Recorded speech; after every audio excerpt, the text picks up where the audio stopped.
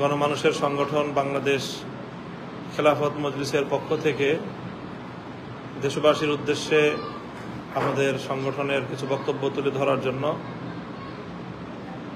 আপনাদের সম্মুখে উপস্থিত হয়েছি। আজকের এই প্রোগ্রামে আমাদের মাঝে উপস্থিত রয়েছেন বাংলাদেশ খেলাফত মজলিসের সম্মানিত সিনিয়র নায়েবে আমির মাওলানা ইউসুফ আশরাফ সাহেব, উপস্থিত আছেন নায়েবে আমির প্রখ্যাত মুফাসসিরে কোরআন হযরত মাওলানা খুরশিদ আলম কাসেমি, উপস্থিত আছেন বাংলাদেশ খেলাফত মজলিসের যুগ্ম মহাসচিব মাওলানা শরাফত হুসাইন, মাওলানা তাফাজ্জুল হোসেন মিয়াজি, উপস্থিত আছেন বাংলাদেশ খেলাফত মজলিসের সম্মানিত যুগ্ম মহাসচিব মাওলানা জালালউদ্দিন আহমদ, উপস্থিত আছেন বাংলাদেশ খেলাফত মজলিসের সম্মানিত যুগ্ম মহাসচিব মাওলানা আতাউল্লাহ আমিন, অন্যান্য কেন্দ্রীয় ও মহানগর নেতৃবৃন্দ। বাংলাদেশ খেলাফত মজলিসের আজকে নির্বাহী বৈঠকের সিদ্ধান্তের প্রেক্ষিতে আমরা দেশের চলমান রাজনৈতিক পরিস্থিতি নিয়ে আজকের এই বক্তব্য উপস্থাপন করছি। প্রিয় দেশবাসী, আমরা জানি যে দীর্ঘ সংগ্রাম এবং সাধনার মধ্য দিয়ে অনেক ত্যাগ এবং কোরবানির মাধ্যমে গতকাল 5ই আগস্ট 2024 সাল বাংলাদেশের ইতিহাসে একটি যুগান্তকারী ঘটনা সংঘটিত হয়েছে। বাংলাদেশের মানুষ দীর্ঘ শৃঙ্খল থেকে মুক্ত হয়েছে। 16 বছরের ফ্যাসিবাদের পতন ঘটেছে। স্বৈরশাহী জালিম অত্যাচারী হাসিনা সরকার পতন ঘটেছে। এই পরিস্থিতিতে দেশে এখন একটি বিশেষ অবস্থা বিরাজমান। একটি সরকারের পতনের পর বিগত সরকারের প্রধানমন্ত্রী শেখ হাসিনার পদত্যাগ মহামান্য রাষ্ট্রপতি কর্তৃক গৃহীত হওয়ার পর দেশে একটি সরকার অচলাবস্থা বা সরকারের শূন্যতা তৈরি হয়েছে।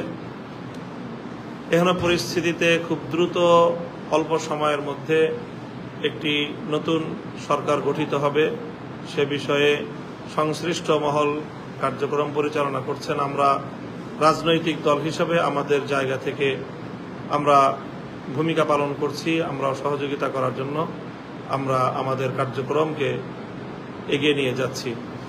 আমরা আশা করব যে অতি স্বল্প সময়ে কাল বিলম্ব না করে অতি দ্রুত অন্তর্বর্তীকালীন সরকার গঠিত হবে এবং তারা দেশে একটি অবাধ, সুষ্ঠু ও নিরপেক্ষ নির্বাচনের ব্যবস্থা করবে এবং সেই নির্বাচনের মাধ্যমে নির্বাচিত জনপ্রতিনিধিদের হাতে ক্ষমতা হস্তান্তর হবে এবং বাংলাদেশ একটি শান্তিপ্রিয় নিয়মতান্ত্রিক একটি ধারায় বাংলাদেশ ফিরে যাবে।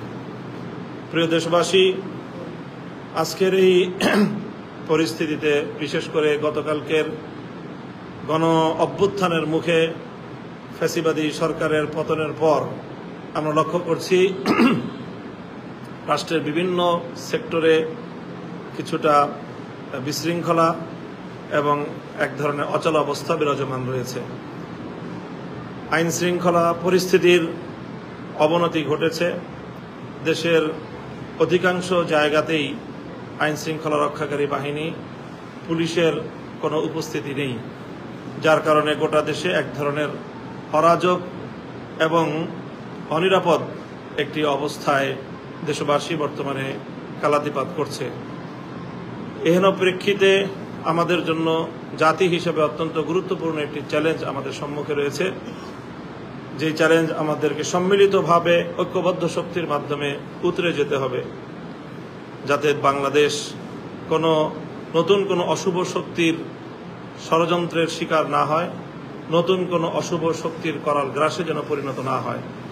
এজন্য সর্বপ্রথম আমাদেরকে গোটা দেশ জুড়ে চলমান অরাজকতা যে কোনো মূল্যে রুখতে হবে।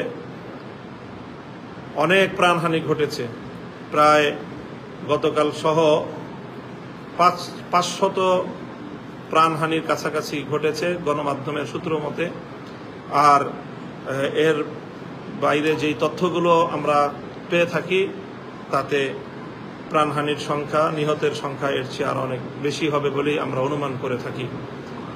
এই বহু প্রাণ গিয়েছে, এই সকল শাহাদাত বরণকারী বাংলাদেশের শিশু, নারী, পুরুষ, আবার বৃদ্ধ বনিতা যারাই চলমান ফ্যাসিবাদ বিরোধী এই সংগ্রামে আত্মদান করেছেন, শাহাদাত বরণ করেছেন, আমরা রব্বুল আলামিনের দরবারে তাদের সকলের এই শাহাদাতের কবুল হওয়ার জন্য আমরা দোয়া করছি। তাদের শোক সন্তপ্ত পরিবার পরিজনের প্রতি আমরা গভীর সমবেদনা প্রকাশ করছি।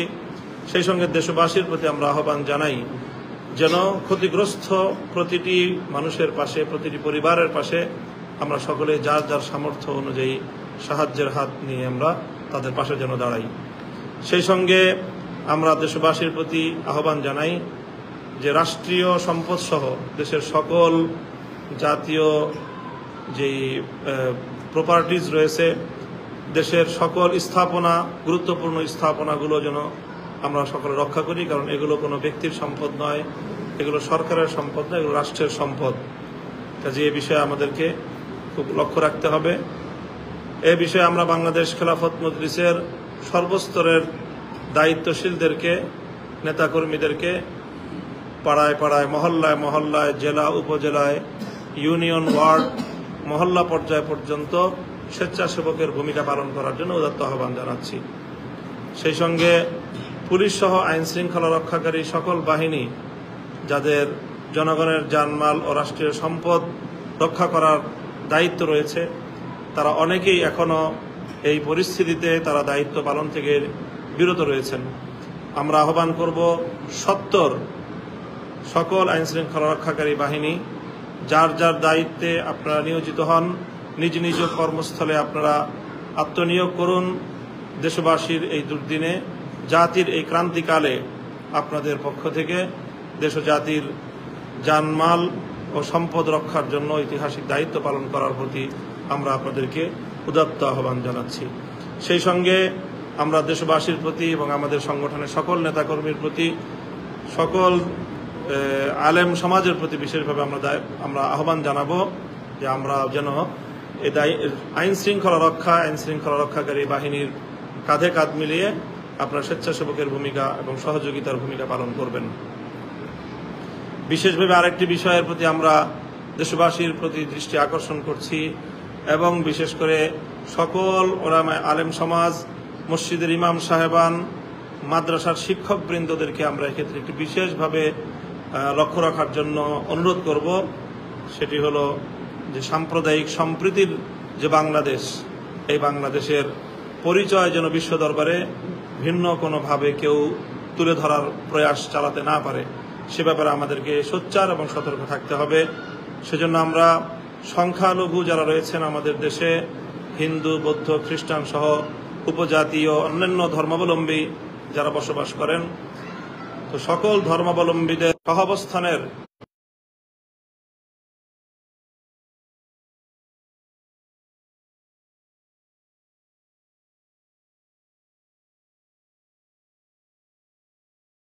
বাণিজ্যের প্রতিষ্ঠান, তাদের বাড়িঘর ইত্যাদি আপনারা রক্ষা করার জন্য নিজ নিজ জায়গা থেকে গুরুত্বপূর্ণ ভূমিকা পালন করবেন।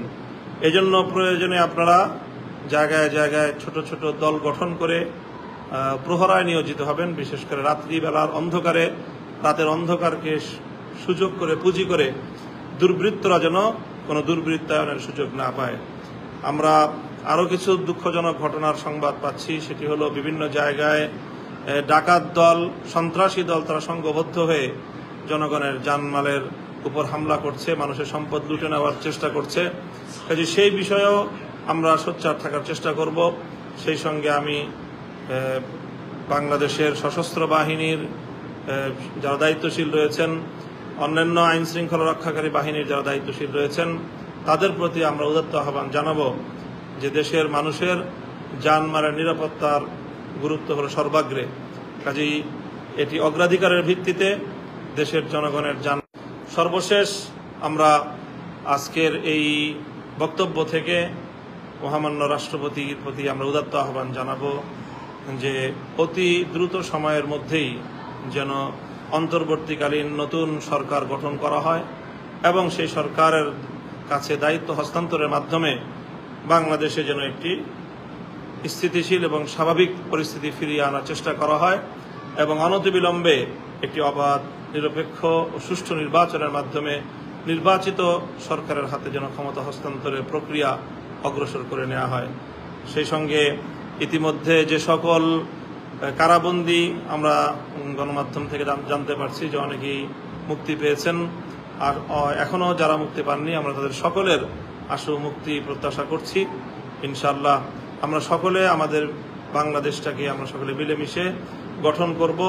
যারা বাংলাদেশকে ব্যর্থ প্রমাণিত করার চেষ্টা করছে, যারা বাংলাদেশকে একটি অকার্যকর রাষ্ট্রে পরিণত করার ষড়যন্ত্র করছে, দেশের ভিতরে এবং বাহিরের সেই সকল অপশক্তির এই ষড়যন্ত্রকে আমরা আল্লাহর রহমতে ইনশাআল্লাহ সম্মিলিত প্রচেষ্টার মাধ্যমে নস্যাৎ করব। এই প্রত্যয় এবং এই প্রত্যাশা ব্যক্ত করে মহান আল্লাহ রাব্বুল আলামিনের কাছ থেকে আমাদের দেশ, জাতি সকলের সর্বাঙ্গীন সফলতা, মুক্তি, নিরাপত্তা কামনা করে আজকের বক্তব্য শেষ করছি। সকলে ভালো থাকবেন। আল্লাহ রাব্বুল আলামিন আমাদের সকলকে সুস্থ রাখুন, ভালো রাখুন। ওয়া আখিরু দাওয়ানা আলহামদুলিল্লাহি রাব্বিল আলামিন। বাংলাদেশ জিন্দাবাদ, বাংলাদেশ খেলাফত মজলিস জিন্দাবাদ। ওয়া আখিরু দাওয়ানা আলহামদুলিল্লাহি রাব্বিল আলামিন। আসসালামু আলাইকুম ওয়া রাহমাতুল্লাহ।